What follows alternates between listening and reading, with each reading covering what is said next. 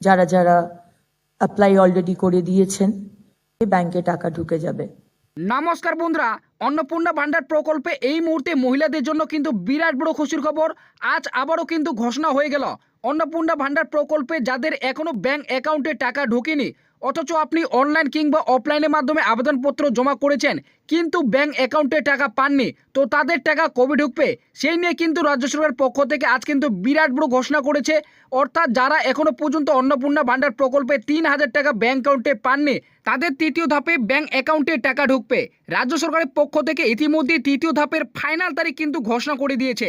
তাই আপনি যদি একজন অন্নপূর্ণা ভান্ডার প্রকল্পে আবেদনকারী মহিলা হয়ে থাকেন এবং এখনো পর্যন্ত ব্যাংক অ্যাকাউন্টে টাকা না পেয়ে থাকেন, সেক্ষেত্রে আপনার তৃতীয় ধাপের টাকা ঢুকবে কিনা বা তৃতীয় ধাপের টাকা মহিলাদের অ্যাকাউন্টে কত তারিখে দেবে তার কিন্তু ফাইনাল তারিখ আজকের এই ভিডিওটিতে আপনাদের বিস্তারিতভাবে জানাবো। তাই ভিডিওটিকে একটু স্কিপ না করে প্রথম থেকে শেষ পর্যন্ত দেখবেন এবং এই ছোট্ট চ্যানেলে নতুন দর্শক হয়ে থাকলে অবশ্যই চ্যানেলকে সাবস্ক্রাইব করে পাশে থাকা বেল নোটিফিকেশনটি অন করে রাখবেন। তো বন্ধুরা, যারা যারা এখনো পর্যন্ত অন্নপূর্ণা ভান্ডার প্রকল্পে 3,000 টাকা ব্যাংক অ্যাকাউন্টে পাননি, তো আপনার ব্যাংক অ্যাকাউন্টে টাকা কবে ঢুকবে অর্থাৎ তৃতীয় ধাপের টাকা কবে দেবে এবং কোন কোন মহিলারা পাবে সেটা কিন্তু এই আপডেটটিতে স্পষ্টভাবে উল্লেখ করা হয়েছে। তো এখানে বলা হয়েছে অন্নপূর্ণা ভান্ডারের টাকা অ্যাকাউন্টে ঢোকেনি, তৃতীয় ধাপে 3,000 টাকা পাবেন। ফাইনাল তারিখ তো আপনারা বুঝতেই পারলেন, যারা পায়নি তাদের কিন্তু তৃতীয় ধাপে ঢুকবে। তৃতীয় ধাপের টাকা কবে দেবে তারও কিন্তু ফাইনাল তারিখ এই আপডেটটিতে কিন্তু উল্লেখ করেছে। অন্নপূর্ণা ভান্ডারে মহিলাদের জন্য বিরাট বড় সুখবর। রাজ্য সরকারের তরফ থেকে অন্নপূর্ণা ভান্ডার প্রকল্পে আজ বিরাট ঘোষণা। যাদের এখনো পর্যন্ত অন্নপূর্ণা ভান্ডার প্রকল্পে 3,000 টাকা পায়নি তাদের টাকা দেওয়ার ফাইনাল তারিখ দিল। তৃতীয় দফায় 55 লক্ষেরও বেশি মহিলার অ্যাকাউন্টে টাকা দেওয়ার তারিখ জানালো।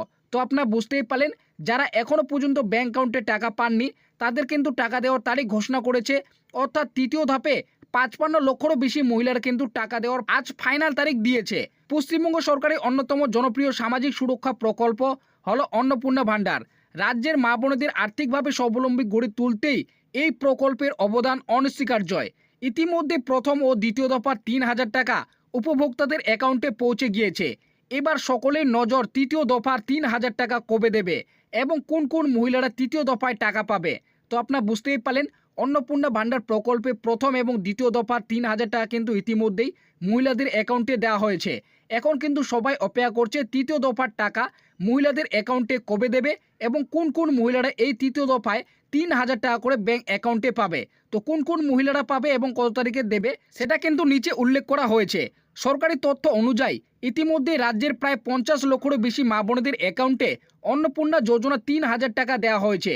3রা জুন প্রথম ধাপের টাকা রাজ্যের 28,25,769 জন মহিলাকে এবং দ্বিতীয় ধাপে প্রায় 23 লক্ষেরও বেশি মা বোনেদের অ্যাকাউন্টে আগামী 8ই জুন রাজ্য সরকার টাকা পাঠিয়েছে।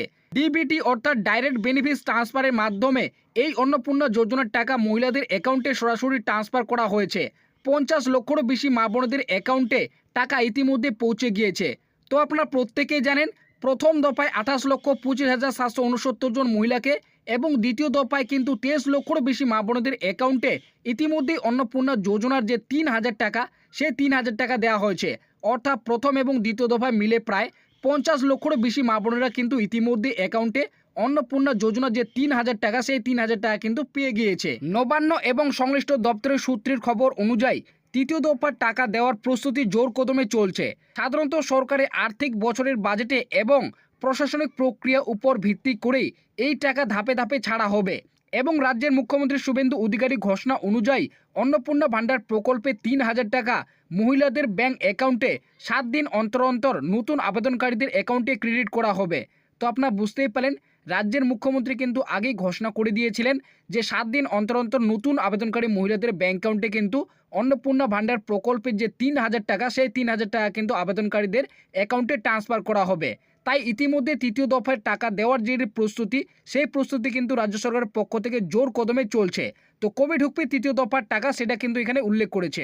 এছাড়াও কোন কোন আবেদনকারী মহিলারা এই তৃতীয় দফায় টাকা পাবে সেটাও কিন্তু উল্লেখ করা হয়েছে। আশা করা হচ্ছে যে সমস্ত আবেদনকারী মহিলারা এখনও পর্যন্ত ব্যাংক অ্যাকাউন্টে টাকা পায়নি অথচ আবেদনপত্রগুলি ব্লক এবং পৌরসভা স্তরে সম্পূর্ণভাবে খতিয়ে দেখে ভেরিফাইড বা অ্যাপ্রুভাল দেওয়া হয়েছে, তাদের তৃতীয় দফায় ব্যাংক অ্যাকাউন্টে 3,000 টাকা ঢুকবে। মুখ্যমন্ত্রী দেওয়া তথ্য অনুযায়ী আগামী 15 জুন থেকে 18 জুনের মধ্যে তৃতীয় দফার টাকা ছাড়া হবে। তো আপনারা বুঝতেই পারলেন এখানে স্পষ্টভাবে কিন্তু উল্লেখ করেছে যারা কিন্তু এখনো পর্যন্ত ব্যাংক অ্যাকাউন্টে অন্নপূর্ণা ভান্ডার প্রকল্পে 3,000 টাকা পাননি এবং যাদের আবেদনগুলি কিন্তু ইতিমধ্যেই ব্লক কিংবা পৌরসভা স্তর থেকে খতিয়ে দেখে কিন্তু ভেরিফাইড বা অ্যাপ্রুভাল দেওয়া হয়েছে, তাদের কিন্তু ব্যাংক অ্যাকাউন্টে তৃতীয় ধাপের টাকা ঢুকবে। এবং মুখ্যমন্ত্রী শুভেন্দু অধিকারীর দেওয়া তথ্য অনুযায়ী তৃতীয় দফার টাকা কিন্তু 15 জুন থেকে 18 জুনের মধ্যে মহিলাদের ব্যাংক অ্যাকাউন্টে কিন্তু দেওয়া হবে। কারণ তিনি আগেই ঘোষণা করে জানিয়েছেন 7 দিন অন্তর অন্তর নতুন আবেদনকারীদের মহিলাদের অ্যাকাউন্টে টাকা কিন্তু ট্রান্সফার করা হবে। তাই প্রথম ধাপের টাকা যেহেতু 3রা জুন এবং দ্বিতীয় ধাপের টাকা যেহেতু 8ই জুন দেওয়া হয়েছে, তাই তৃতীয় ধাপের টাকা আশা করা হচ্ছে এবার 15 জুন থেকে 18 জুনের মধ্যে নতুন আবেদনকারীদের অ্যাকাউন্টে টাকা রিলিজ করা হবে। তো মাননীয় মুখ্যমন্ত্রী কি ঘোষণা করেছিলেন সেটা আপনারা কিন্তু নিজের চোখেই আপনারা দেখে নিন। অন্নপূর্ণা যোজনাতে প্রতি 7 দিন অন্তর সংশ্লিষ্ট দপ্তরের মন্ত্রী মহোদয় প্রেস কনফারেন্স করে ভেরিফাইড নথিভুক্ত ফর্মের তালিকা এবং প্রাপকের সংখ্যা পশ্চিমবঙ্গের জনগণকে জানিয়ে দেবে। আলটিমেটলি নথিভুক্তকরণ করার যাচাইয়ের কাজ শেষ হওয়ার পরে বিগত সরকারের যে কর্মসূচি সেই কর্মসূচি সমাপ্ত হয়ে যাবে এবং ফাইনালি অন্নপূর্ণা যোজনাতে আপনারা নথিভুক্ত হবেন। একইভাবে